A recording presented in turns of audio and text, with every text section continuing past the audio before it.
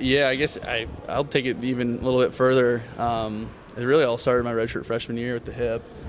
I mean, going into that first surgery, I was, going to get this surgery taken care of, going to hop right back on the field, take care of my business. And then obviously I had some pain that, started coming up right in the middle of the season last year. And then after the season, decided to get it checked out. I really didn't want to tell anybody about it because, as an athlete, you're telling yourself, nothing's wrong. I already got that stuff fixed. Just work through the soreness. Ended up going and getting an x-ray on it, and obviously there was something wrong.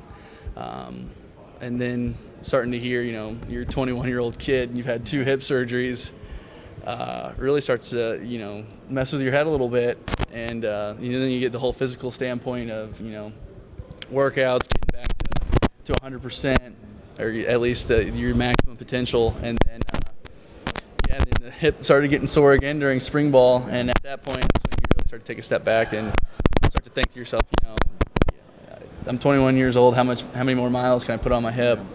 And decided to say, I'm going to give it everything I can until that tire ends up popping, I guess. So here I am working through it. This is out of my family, but Mitchell Myers. I live with him. Okay. You start to feel sorry for yourself about a hip. Yeah. You look over at your roommate who's going through a chemo session, and it kind of puts life in perspective. So, I just try to get every advantage I possibly can.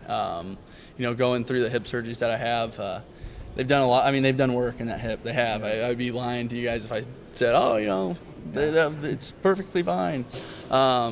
So when that happens, you got to find every edge that you possibly can, whether it's, finding a little bit more hint on what the opposing offense is doing, just so you can make that read a little bit quicker. It really means everything.